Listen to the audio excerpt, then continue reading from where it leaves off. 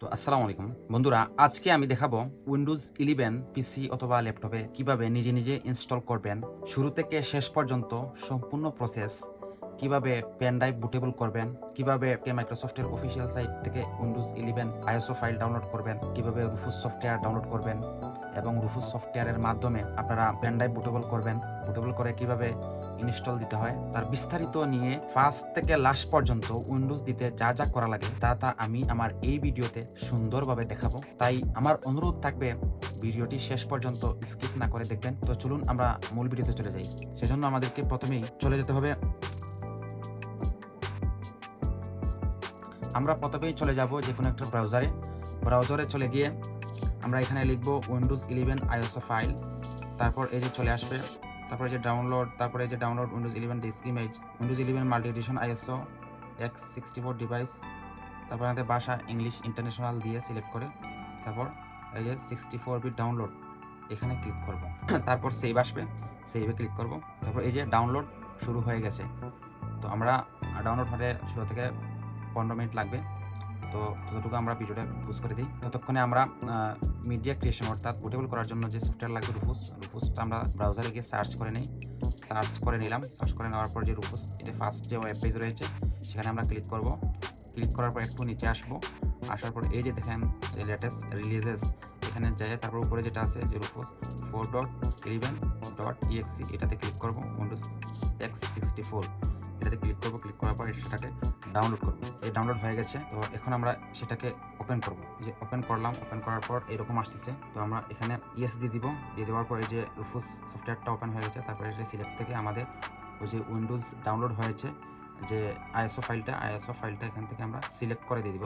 এই যে উইন 11 এটা ডাউনলোড করেছিলাম ইংলিশ ইন্টারন্যাশনাল। তো আরেকটা জিনিস, আমাদের উইন্ডোজটা ইনস্টল দেওয়ার পূর্বে আমাদের যে ব্যাকআপগুলো, যা আমাদের পূর্বের কম্পিউটারে বা পূর্বের ওএস অপারেটিং সিস্টেমে অনেক কিছু দরকারি ডকুমেন্ট থাকতে পারে।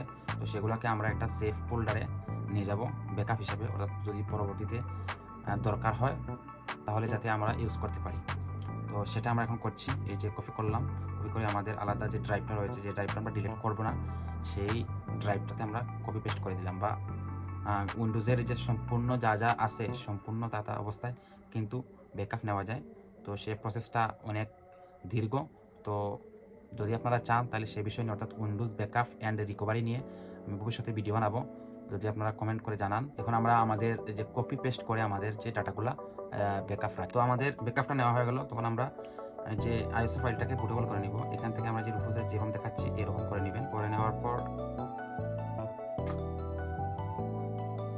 তো এটাকে যে ওকে করে দিয়ে তারপরে আমরা যে স্টার্টে ক্লিক করে দিব। তো একটু সময় নেবে, পেন ড্রাইভটা বুটেবল হয়ে যাবে। তো বুটেবল হয়ে গেল। তো এখন আমরা আমাদের কম্পিউটারটাকে শাটডাউন দিব। যে শাটডাউন আমি করছি, শাটডাউন হচ্ছে। তো শাটডাউন করার পর এই যে ইউএসবি পোর্ট রয়েছে সেই পোর্টে আমাদের বুটেবল পেন ড্রাইভটা ঢুকাবো। আমি ঢুকাচ্ছি। ঢুকানোর পর আমরা পাওয়ার বাটন অন করব। অন করে কিবোর্ডের স্কিপ অথবা ডেল, এবং স্কিপ এবং ডেল আমরা যদি একসাথে চাপি যে কোনো একটাই হবে, বায়োস সেট আপ করতে হবে। তো বায়োস সেট আপে যেতে হলে যে কোনো পিসিরই যে উপরে কোনায় ইএসসি অ্যান্ড ডেল অথবা F12 এই তিনটা বাটনই সব পিসিতেই যে কোনো একটা না একটা থাকবে।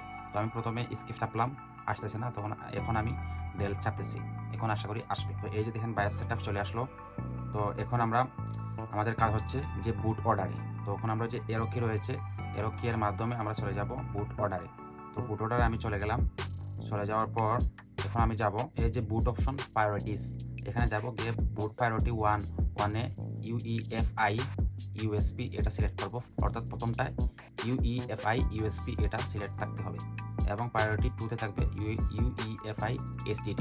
অর্থাৎ USB যে আমাদের পেন ড্রাইভ ঢুকাইছি এটা যদি না পায় তাহলে আমাদের যে হার্ড ড্রাইভে যেটা রয়েছে সেখান থেকে বুটটা লোড হবে। তো এটা আমরা সেভ করে দিলাম। তারপরে F10 দেবো, দুইবার চাপবো, চাপার পর এন্টার দিব। তারপরে এই যে অটোমেটিক বুট কিন্তু নেওয়া শুরু হয়ে গেছে। তো এখন আমরা এখান থেকে এই যে ইউনাইটেড কিংডম না দিয়ে আমরা ইউনাইটেড স্টেট দিব। ইউনাইটেড স্টেট দিলে এই যে কিবোর্ড যে ডিফল্ট ক্যারেক্টারগুলো রয়েছে ঠিক সেমভাবে কাজ করে।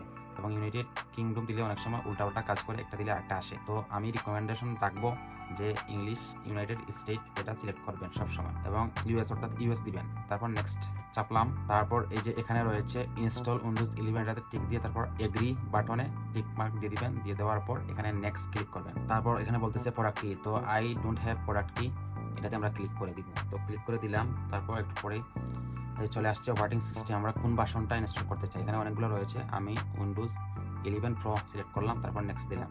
তারপর এখানে এই যে এগ্রিমেন্ট, এটাকে অ্যাকসেপ্ট করতে হবে। করার পর নেক্সট ক্লিক করবেন। তারপর বলতেছে যে প্লিজ ওয়েট। তারপর যে ডিস্কগুলো রয়েছে আমাদের, যেহেতু আমরা সি টাইপে আমাদের আগের উইন্ডোজ ছিল, সেটাকে আমরা ফরম্যাট পার্টিশন করব। করার পর ওই পার্টিশনটাই, অর্থাৎ আগে যে পার্টিশনটাই সি ড্রাইভটা সিলেক্ট করে নেক্সট দিয়ে ইনস্টল করে নেব ওই ড্রাইভে। কেননা যদি আমরা অন্য কোন ড্রাইভ ডিলিট করে ফেলি, তাইলে আমরা যে আগে যে ওই ড্রাইভে আমরা ডাটা ব্যাকআপ রেখেছিলাম, ফরম্যাট করে দিলে কিন্তু আমাদের এই ডাটাগুলো চলে যাবে। তো আর কোনো পার্টিশনগুলো ডিলিট করা যাবে না, জাস্ট যেটা আগে উইন্ডোজ ছিল ওই পার্টিশনটাই জাস্ট আমরা ফরম্যাট করবো। ফরম্যাট করে ওটাকে সিলেক্ট করে ওইটাতেই আমরা উইন্ডোজ ইনস্টল করে দেবো। তো উইন্ডোজ প্রায় ইনস্টল হয়ে গেল। তো এখন আমরা সেটিংস করবো। এখানে রাইট কান্ট্রি অর রিজন, এখানে ইউনাইটেড স্টেট, অর্থাৎ সবগুলা ইউনাইটেড স্টেট রাখার চেষ্টা করবেন। তারপর এখানে বলছে যে কিবোর্ড লেআউট, এটাতে কিন্তু আমরা ইউনাইটেড স্টেটটা দিয়ে দিব। দিয়ে দিলাম। তারপর এই যে নেক্সট ক্লিক করলাম। তারপর বলছে কিছু সময় লাগবে। তারপর এখান থেকে বলছে যে একটা অ্যাকাউন্ট লাগবে। তো আমরা দেখি অ্যাকাউন্ট ছাড়া ইনস্টল করা যায় কিনা। আমার মনে হয় না হবে, অ্যাকাউন্ট লাগবে, অর্থাৎ উইন্ডোজ 11 অ্যাডভান্স, সেখানে মাইক্রোসফটের অ্যাকাউন্ট লাগে। আমি আমার মাইক্রোসফট অ্যাকাউন্টের জিমেল অ্যাড্রেসটা এখানে দিয়ে দিচ্ছি, দিয়ে নেক্সট দিলাম।